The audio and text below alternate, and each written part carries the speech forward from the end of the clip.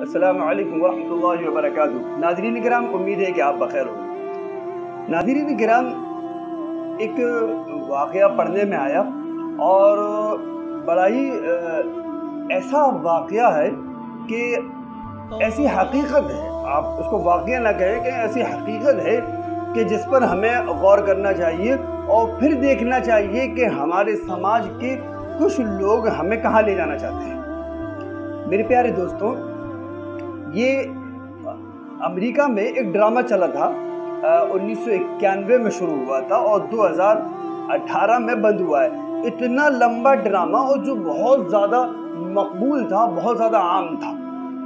वो जो ड्रामा था, जो नाटक जिसको कहा जाता है, वो जो ड्रामा था वो इस पर आधारित था, यानी उसका जो मरकज़ था वो इस पर था, लोगों की हकीकी ज़िंदगी और वो आवाम के सामने नशर किया करता था। लोग वहाँ आते थे और उनको बताते थे ये हमारे साथ ये वाक़या पेश आया है, और वो उसको लेकर, उसी बंदे को लेकर और उसका ड्रामा करके, उसको प्रोजेक्ट करके, उसका प्रोग्राम बनाकर उसको लोगों के सामने नशर किया करते थे, पेश किया करते थे। लिहाजा इस बिना पर वो प्रोग्राम उनका बहुत ज़्यादा मकबूल रहा, बहुत ज़्यादा आम रहा और बहुत ज़्यादा उसको मकबूलियत हासिल हुई।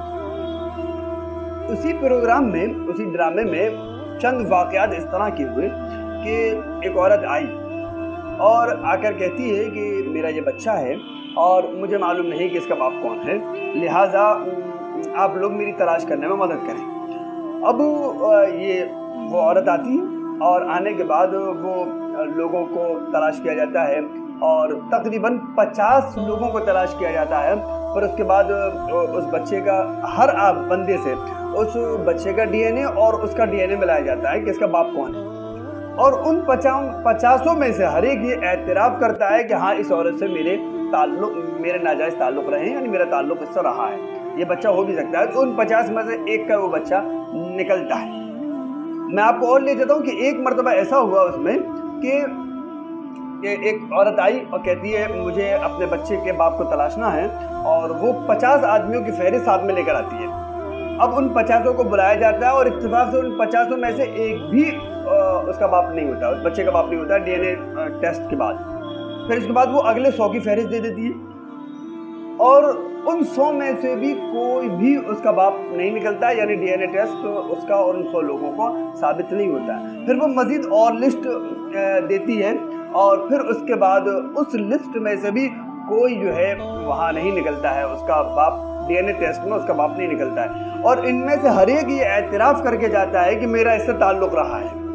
आप समझ रहे हैं ज़िना किस कदर आम हो चुका है कि और उसमें कोई बेहयाई कोई नहीं समझ रहा, बेशर्मी कोई नहीं समझ रहा। और यहाँ तक कि जो औरत आ रही है और वो ये नहीं सोच रही कि मेरे पड़ोसी क्या कहेंगे, मेरे घर वाले क्या कहेंगे, कुछ नहीं, और बस वो अपने बच्चे के बाप को तलाश रही है।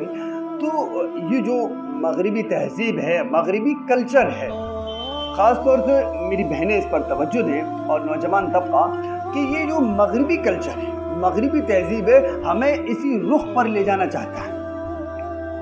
आज हमारा एक बहुत बड़ा तबका चाहता है आज़ादी, आज़ादी, आज़ादी निस्वा, औरत की आज़ादी। आप यकीन जाने, औरत इस वक्त मलका है।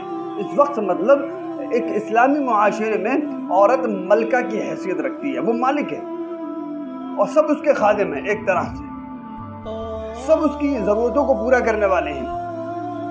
लेकिन वो जो लोग जो चाहते हैं कि औरत की आज़ादी, वो औरत को गुलाम बनाना चाहते हैं, औरत के साथ वो सब कुछ करना चाहते हैं जो नहीं करना चाहिए, वो इसकी आज़ादी चाहते हैं, वो ज़िना करने की आज़ादी चाहते हैं, वो औरतों को ज़िना पर आमादा करने की आज़ादी चाहते हैं, वो एक अजीब मुआशरा और समाज बनाना चाहते हैं। बस यूँ समझ लीजिए कि वो ज़माना और वो कल्चर लाना चाहते हैं जिसमें बाप कोई ना हो, सिर्फ बच्चे को उसकी माँ से पहचाना जाए, जैसा कि आज मगरिब में और मगरिबी तहज़ीब में पहचाना जाता है बच्चा माँ के नाम से, क्योंकि बच्चे के बाप का पता नहीं होता। ये इस तरह की आज़ादी चाहती है। क्या एक मुमिन, क्या एक मुसलमान इस तरह की आज़ादी को पसंद करेगा?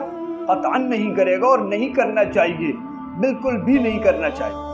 कोई आपको कितना ही गैरतमंद कहे, कोई आपको कितना ही اسلام نواز کہے، مذہب نواز کہے، کوئی آپ کو کتنا ہی سخت مسلمان کہے، لیکن ہمیں فخر ہے کہ ہم مسلمان ہیں اور ہمیں اس طرح کی کسی بھی آزادی کا نہ مطالبہ کرتے ہیں نہ پسند کرتے ہیں۔